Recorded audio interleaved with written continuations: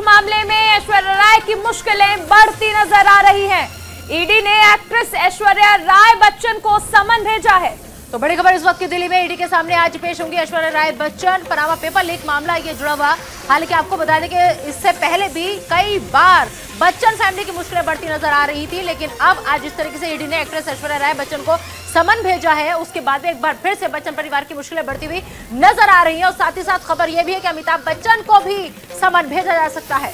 इससे पहले अभिषेक बच्चन भी इस मामले में ईडी के सामने पेश हो चुके हैं और उस दौरान अभिषेक बच्चन ने कई अहम दस्तावेज दिए थे, जिसके बाद ये माना जा रहा था कि अभी बच्चन परिवार की मुश्किलें थमने वाली नहीं है। और इसी लिस्ट में आप देखिए कि ऐश्वर्या राय बच्चन को ईडी के सामने पेश होना है और आगे अमिताभ बच्चन भी इसके बाद माना जा रहा है कि ईडी के सामने पेश हो सकते हैं। एक बड़ी फेहरिस्त ईडी के पास है।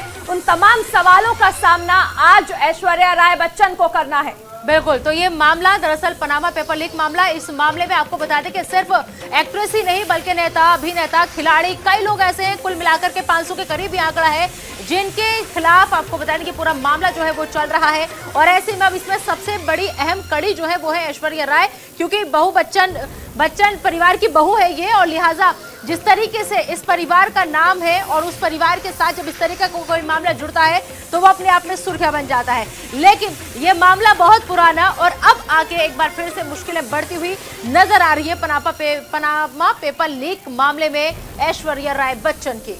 देखो, सबसे अहम चीज है कि टैक्स चोरी से जुड़ा है ये पूरा मामला, जिसमें ईडी के सामने अब यानी आज ऐश्वर्या राय बच्चन को पेश होना है। और सबसे अहम चीज, कौन कौन से सवाल होंगे, क्या ये सवाल जो है ये उस पूछताछ के आधार पर होंगे जो अभिषेक बच्चन से की गई थी, या वो दस्तावेज जो अभिषेक बच्चन ने सौंपे थे ईडी को पिछली बार जब उनसे पूछताछ हुई थी। और सबसे अहम चीज, आज ऐश्वर्या राय जब ईडी के सामने पेश होंगी तो वो कौन से सवाल होंगे, कितनी लंबी ये पूछताछ चलेगी, इस पर सभी की निगाहें टिकी हुई हैं। और जिस तरह से खबरें ये भी सामने आ रही हैं कि इसके बाद अमिताभ बच्चन को भी पूछताछ के लिए बुलाया जा सकता है। ऐश्वर्या राय को पहले कंपनी का डायरेक्टर भी बनाया गया था और बाद में उन्हीं कंपनी का शेयर होल्डर डिक्लेयर किया गया। कंपनी का नाम अमिक पार्टनर्स प्राइवेट लिमिटेड था। यानी कुल मिलाकर कहा जा सकता है कि ऐसी कई कंपनियां जिन्हें बनाया गया था साल 2005 में। तो बड़ी खबर है, ऐश्वर्या राय आज दिल्ली में ईडी के सामने पेश होंगी। जल्दी अमिताभ बच्चन को भी नोटिस जो है वो भेजा जा सकता है। आपको बता दें कि जिस तरीके से एक के बाद एक लगातार मुश्किलें जो है बच्चन परिवार की बढ़ती नजर आ रही है, तो दुनिया के बहुचर्चित पनामा पेपर्स मामला, जिसमें बच्चन परिवार की मुश्किलें जो है वो बढ़ गई है, क्योंकि आज बॉलीवुड एक्ट्रेस ऐश्वर्या राय की दिल्ली के लोकनायक भवन में ईडी के सामने पेशी होगी। वही सूत्रों के मुताबिक ईडी के अधिकारियों ने सवालों की लिस्ट जो है वो पहले से ही तैयार कर रखी है। बिल्कुल, साल 2016 में ब्रिटेन में पनामा पेपर लीक हुए थे और लगभग 1.25 करोड़ रुपए के ये पेपर लीक थे, जिसके आधार पर अब जिनके बिना पर ये पूछताछ हो रही है। संवाददाता दीपक हमारे साथ जुड़े हैं। दीपक, आज ऐश्वर्या राय बच्चन से पूछताछ होगी, इससे पहले अभिषेक से हो चुकी है और खबरें ये भी हैं कि आगे अमिताभ बच्चन का नाम इसमें हो सकता है।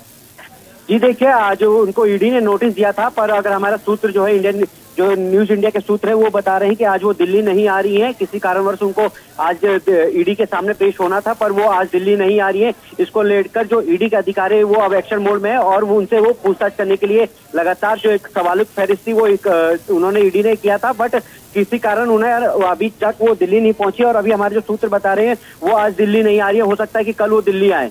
लेकिन दीपक, जिस तरीके से आप ये अहम जानकारी साझा कर रहे हैं कि आज ऐश्वर्या राय दिल्ली नहीं पहुंची अभी तक और शायद आज आए भी ना, ऐसे में जिस तरीके से ईडी के अधिकारियों ने सवालों की पहले से लंबी लिस्ट तैयार कर रखी है, क्या माना जाए कि अगर आज ऐश्वर्या राय नहीं पहुंचती है तो मुश्किलों में और इजाफा होगा?